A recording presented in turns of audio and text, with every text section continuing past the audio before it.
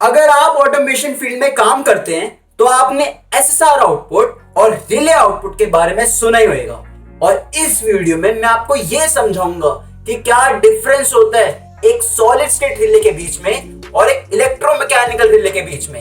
ये हमारी होती है एक इलेक्ट्रोमैकेनिकल रिले और ये होती है हमारी सॉलिड स्टेट रिले, जिसको हम एसएसआर भी बोलते हैं। मैं आपको डिफरेंस समझाऊंगा इन दोनों के बीच में, जिससे आप ये समझ पाओ कि कब हमें इसको यूज करना है अपनी एप्लीकेशन के लिए। और अगर आप चैनल पे नए हैं तो प्लीज इस चैनल को सब्सक्राइब जरूर करना और बेल नोटिफिकेशन भी ऑन कर देना, जिससे जो आने वाली वीडियोस है ऑटोमेशन से रिलेटेड वो आपके पास सबसे पहले आए।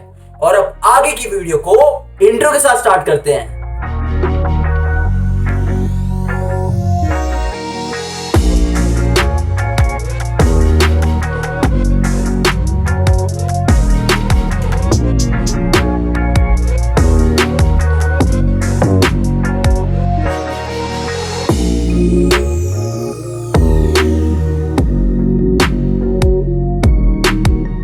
सबसे पहले ये तो समझ लो कि एसएसआर और रिले को क्यों यूज करते हैं। देखो होता क्या है, ये होती है हमारी एसएसआर और यहाँ पे मैंने रिले लगाई हुई है। अब पहले यहाँ पे कंसेप्ट समझो। ये इनके इनपुट साइड पे हमारा लगा होता है एक ऐसा डिवाइस जो लो वोल्टेज और लो करंट पे ऑपरेट करता है, जो इनको सिग्नल देता है। और फिर इनकी आउटपुट में हमारा लगा होता है हैवी लोड, जो हाई वोल्टेज और हाई करंट पे ऑपरेट करता है। तो इनपुट साइड पे हमारे लगे होते हैं सेंसर्स, टाइमर, काउंटर या हमारी पीएलसी हो गई। और इनकी आउटपुट साइड पे हमारा लगा होता है लोड, जो हमारा मोटर हो गया या कोई भी हमारा ऐसा एक्चुएटर जो हम ड्राइव कर सकते हैं इनको यूज करके। आपको एक कंसेप्ट समझना बहुत इंपॉर्टेंट है। आप डायरेक्टली इनपुट डिवाइसेस से ऑपरेट नहीं कर सकते किसी भी लोड को। आपको बीच में इलेक्ट्रोमैकेनिकल रिले या फिर एक सॉलिड स्टेट रिले को यूज करना बहुत जरूरी है। एक इलेक्ट्रोमैग्नेटिक रिले के अंदर हमारी लगी होती है इलेक्ट्रोमैग्नेटिक कॉइल। तो होता क्या है, इस कॉइल की मदद से हम कॉन्टैक्ट्स को स्विच करते हैं, जो हमारे मेटालिक कॉन्टैक्ट्स होते हैं। तो इलेक्ट्रोमैग्नेटिक रिले में बस सिंपली हमारे NONC के हमें कॉन्टैक्ट्स मिल जाते हैं, जिससे आप इसको यूज कर सकते हो एक लोड को स्विच करने के लिए। तो जो इनपुट साइड में हम कनेक्ट करते हैं अपना सेंसर, और इसके जो आउटपुट पॉइंट होते हैं जो होता है कॉमन NO और NC का, हम वहां पे सिंपली अपना कनेक्ट करते हैं हैवी लो। पर एक सॉलिड स्टेट रिले जिसमें होता क्या है, हमारे सॉलिड स्टेट डिवाइसेस यूज करते हैं हम एक लोड को स्विच करने के लिए। सॉलिड स्टेट डिवाइसेस का मतलब ये है हम यहाँ पे यूज करेंगे मॉसफेट, ट्रायक, ट्रांजिस्टर या फिर हम ऑप्टोकपलर यूज करेंगे।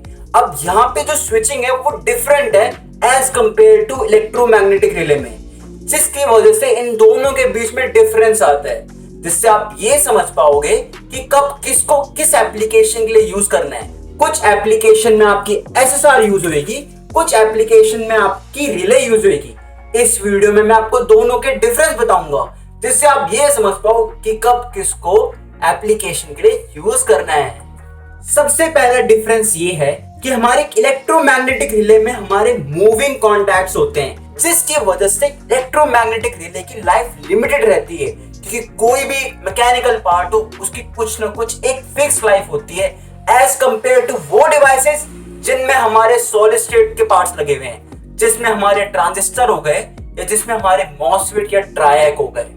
बट एक एसएसआर में या सॉलिड स्टेट रिले के अंदर कोई मूविंग पार्ट्स नहीं होते, बट फिर भी ये लोड को स्विच कर पाते हैं। वो ऐसा इसलिए इनकी आउटपुट में हमारा मॉसफेट लगा होता है या फिर ट्रायक लगा होता है, जिसकी वजह से हमारा नॉइसलेस ऑपरेशन होता है। और आप इस डिफरेंस की मदद से डिफरेंशिएट कर सकते हो कि कब एक सॉलिड स्टेट रिले लगी हुई हमारे पैनल के अंदर और कब एक इलेक्ट्रोमैग्नेटिक रिले लगी हुई हमारे पैनल के अंदर। एक electromagnetic relay slow switching application के लिए यूज होता है।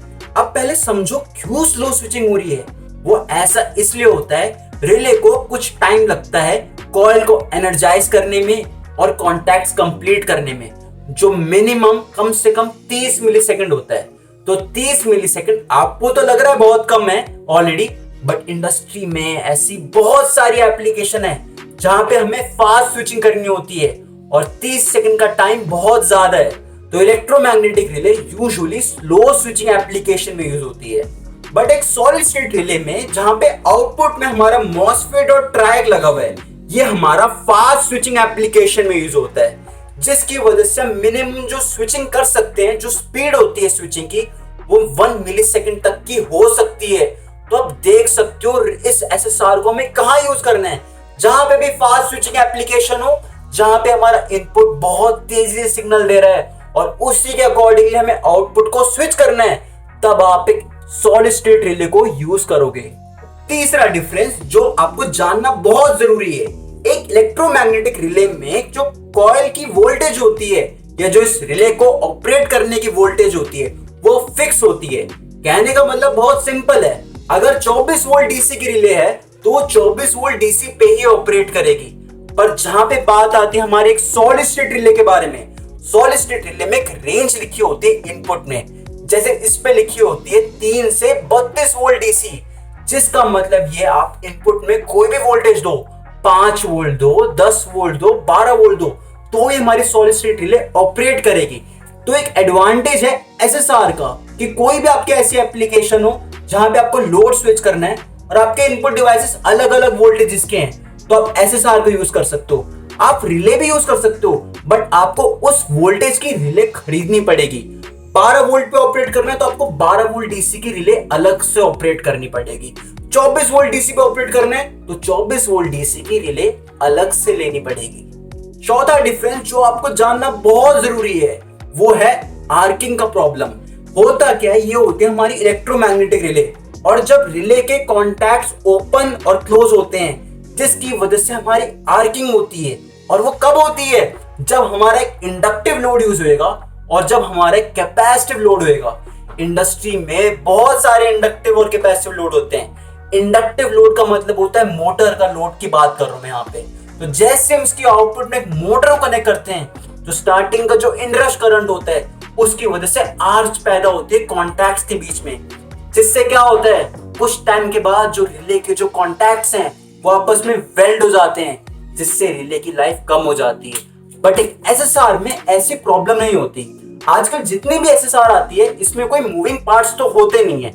दूसरी चीज, आजकल एसएसआर में आर्क सप्रेशन का सर्किट लगा होता है, जिसको हम स्नबर सर्किट भी कहते हैं, जिससे हम एक इंडक्टिव लोड को सही तरह से ऑपरेट कर सकते हैं। पांचवा डिफरेंस है, आप एक इलेक्ट्रोमैग्नेटिक रिले से एक ज्यादा बड़ा लोड ऑपरेट नहीं कर सकते। अगर आपको 10 एम्पीयर से बड़ा लोड कनेक्ट करना है तो आपको एक कॉन्टैक्टर को यूज करना पड़ेगा और फिर आप उसके थ्रू अपना स्विच करोगे हैवी लोड।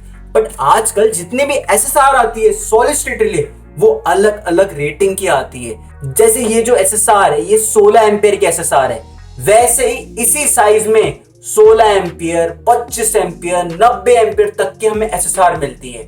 पर उसमें एक बात यहाँ पे समझने वाली बात है, जब लोड बड़ा होता है तो होता क्या है, हीट भी ज्यादा प्रोड्यूस होती है। एसएसआर के केस में तो होता क्या है, आपको वहां पे हीट सिंक कनेक्ट करना है एसएसआर की बैक साइड पे। तो जब भी आप लोड हैवी कनेक्ट करोगे 10 एम्पीयर से ज्यादा, तो एक हीट सिंक भी लगाना, जिससे आप सही तरह से अपने लोड को ऑपरेट कर पाओ। आखिरी डिफरेंस समझ लो कि हम एक इलेक्ट्रोमैग्नेटिक रिले से एसी डीसी लोड ऑपरेट कर सकते हैं। कहने का मतलब बहुत सिंपल है, रिले में होता क्या है, हमारे मूविंग कॉन्टैक्ट्स होते हैं या जिसको हम कहते हैं कॉमन NO और NC के कॉन्टैक्ट्स होते हैं। तो वहां पे हम एक एसी लोड कनेक्ट करें या डीसी लोड कनेक्ट करें, दोनों ऑपरेट होंगे। रिले को ट्रीट करो एज अ स्विच, तो एक कंसेप्ट समझ आएगा कि सिर्फ रिले हम एसी हो या डीसी हो, दोनों में रिले को यूज कर सकते हैं ऑपरेट करने के लिए। बट एक एसएसआर में क्या होता है, एसएसआर में फिक्स होता है, लिखा होता है उसमें डीसी टू डीसी, जिसका मतलब ये है इनपुट साइड पे हम डीसी का इनपुट सिग्नल देंगे और आउटपुट साइड में जो लोड कनेक्ट करेंगे वो डीसी का ही होना चाहिए। और अगर मान लो आपको एसी का लोड कनेक्ट करना है तो आपको एक डीसी टू एसी एसएसआर लेनी पड़ेगी। तो उसमें क्या होता है, उसमें हम आउटपुट में सिर्फ एसी लोड कनेक्ट कर सकते हैं। तो आप ये चीज देख सकते हो कि आपको डिफरेंट मॉडल लेना पड़ेगा अपनी लोड रिक्वायरमेंट्स के अकॉर्डिंगली, अगर एसी डीसी में चेंज होता है तो ये बहुत इंपॉर्टेंट है। मैं एक और डिफरेंस बता देता हूँ, वो भी बहुत इंपॉर्टेंट लगा मेरे को। वो ऐसा इसलिए, कल को कोई शॉर्ट सर्किट की प्रॉब्लम आती है या कभी कोई फॉल्ट आता है तो हमारी रिले कभी खराब नहीं होती कि रिले के आउटपुट साइड पे हमारा लोड कनेक्टेड है, इनपुट आउटपुट ऑलरेडी आइसोलेटेड भी है हमारे, बट हमारी रिले खराब नहीं होती जब फॉल्ट आता है। बट अगर मान लो एसएसआर के केस में कभी फॉल्ट आएगा या शॉर्ट सर्किट भी होता है कई बार, तो हमारा एसएसआर खराब हो जाता है। और एक और चीज बताता हूँ, खराब क्या होता है, यूजुअली जो आउटपुट में हमारा मॉसफेट या ट्रैक लगा होता है ये खराब हो जाता है। तो आपको एक कंसेप्ट बताना बहुत इंपॉर्टेंट है, और इन डिफरेंस को आप समझ के ये सिलेक्ट कर सकते हो कि कब आपको एसएसआर को यूज करना है और कब आपको एक इलेक्ट्रोमैग्नेटिक रिले को यूज करना है। आप लोग मेरी वीडियोस भी देख सकते हो जिनमें मैंने वायरिंग करना बताया हुआ है कि कैसे कनेक्ट करेंगे एक सेंसर को एक एसएसआर के साथ और एक सेंसर को एक रिले के साथ, जिससे आप ये समझ पाओ कि प्रैक्टिकली भी चीजें कैसे करनी है। तो आज की वीडियो के लिए बस इतना ही। मैंने पूरी कोशिश की आपको हर चीज बता सकूं जो टेक्निकली जानना बहुत जरूरी है एक एसएसआर के बारे में और एक इलेक्ट्रोमैग्नेटिक रिले के बारे में। अगर कोई भी डाउट होता है तो इस वीडियो के कमेंट सेक्शन में जरूर पूछना, जिससे मैं बस आप लोगों की हेल्प कर सकूं ऑटोमेशन फील्ड में। अगर आप चैनल पे नए हैं तो प्लीज इस चैनल को सब्सक्राइब जरूर करना और बेल नोटिफिकेशन भी दबा देना, जिससे जो आने वाली वीडियोस है ऑटोमेशन से रिलेटेड वो आपके पास सबसे पहले है। तो आज की वीडियो के लिए बस इतना ही। मैं आपको मिलता हूं अगली वीडियो में। Thank you everyone.